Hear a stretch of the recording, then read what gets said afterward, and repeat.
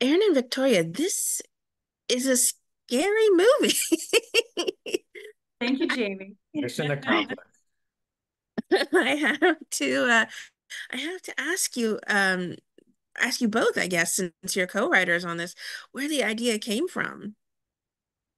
Well, I mean, your nightmares as a child, very likely. It all started in 1994. Seriously, 1994, I moved in with my parents into this house. We moved from one town in Western Massachusetts, from Holyoke to Northampton. And as a 6-year-old living in this home, it was pretty terrifying. My bedroom was on one side of the house. My parents were all the way on the other side. It was just a one-story long stone house. And my bedroom was right above the basement. And inside the basement was a crawl space that also extended the length of the house. And so every night, I was pretty terrified. I would hear, creaks and tapping from the crawl space door, creaks from like the heating system, the plumbing, the boiler that was downstairs. And obviously as a child, you have a vivid imagination, and so you imagine all of these possible things that could happen. And I wouldn't want to sleep with my door closed completely because I don't want to be separated from my parents, but I would keep it cracked open a little bit, and it was hard not to look into the dark void down the hallway.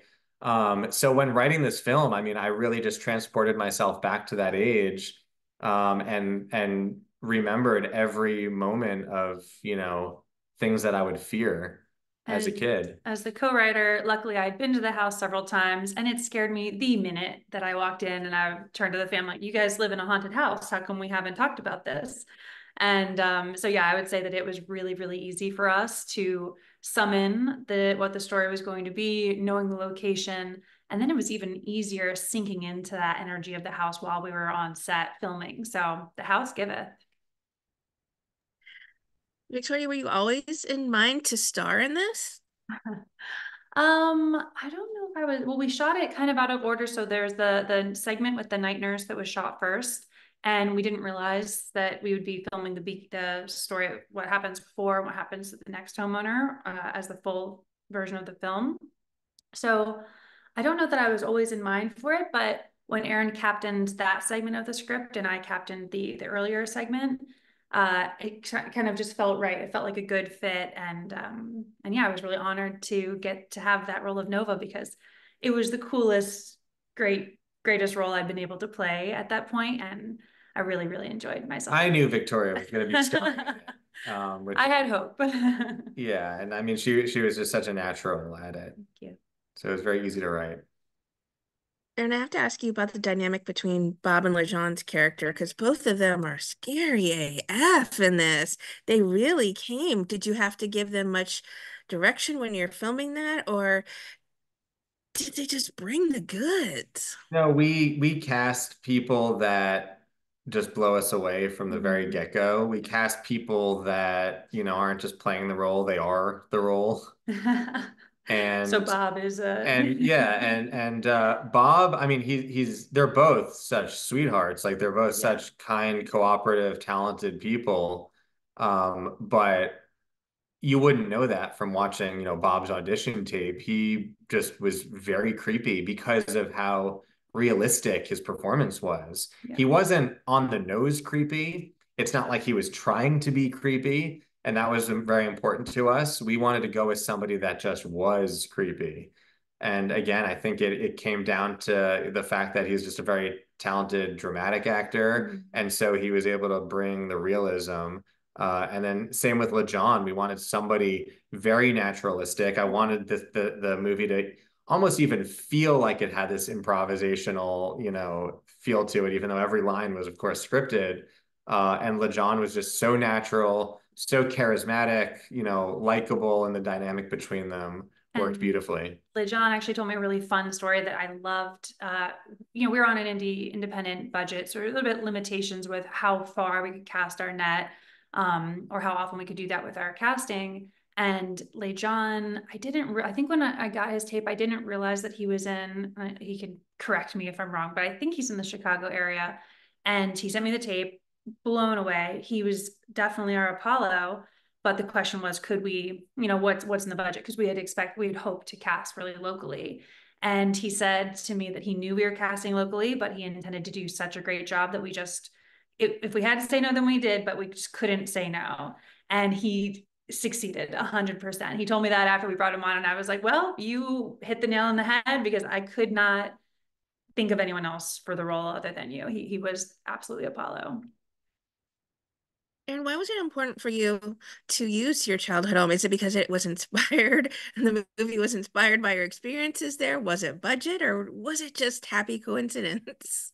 I mean, it's really all of the above. You know, when you're making a movie, you want to first and most importantly find the perfect, most terrifying location. And the fact that I grew up in this house and that we had easy access to it, the fact that we were going to be shooting in the winter, meaning we were going to have all of this free snow and blizzard, just added to the production. But yeah, it was really, really all of the above. We were just so lucky, and also as an independent filmmaker, you want to, look at the resources that you have and then sort of write a story that you can do, that you don't really feel like you're stretching yourself too much. Well, Victoria goes all out for her performance, physically and seriously. It's just incredible. Is there a scene, Victoria, that you're really proud of how it came from page to screen? I would say that the revelation of what I find in the crawl space is my most proud moment. It was something that I had been a bit nervous about, and really trying to get myself prepared for and planned and prepped. And so on the day, I was just very dialed, very focused, and my character is going through something that she really hopes is going to happen, and then the reality of what she has found comes available to her. And I think that emotional heartbreak that she goes through and how she's absolutely cracked after that was the biggest challenge for me as an actress, and really just super exciting to get to do in life. So, that was awesome. And what kind of fan response have you been receiving to people who have seen the movie already? I know it comes out here shortly, but people who have seen the movie, are they pretty terrified like me? Well, one of the big compliments is we're really lucky to have this fantastic community of horror filmmakers. And so these are people who make horror for breakfast, just similar to us.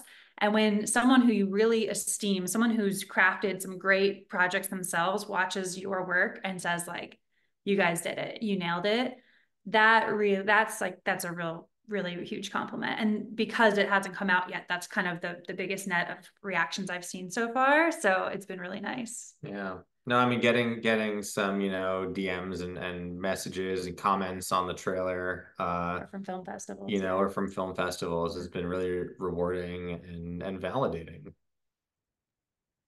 Yeah, have you thought about with Halloween coming up here, trying the festival circuit? Well, we do have, our world premiere was at Popcorn Frights on opening night. So we were really honored with that. And then our international premiere is going to be at Grimfest in Manchester. And they too are giving Beezel the opening night, right? Yeah.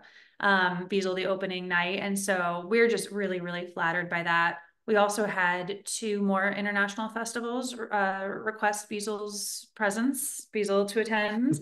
And so it's just really, really, yeah, it's a huge compliment, because film festivals are extremely competitive, and it's so nice to, first of all, be invited, and then secondly, go and be with all these other talented creators. So I can't wait.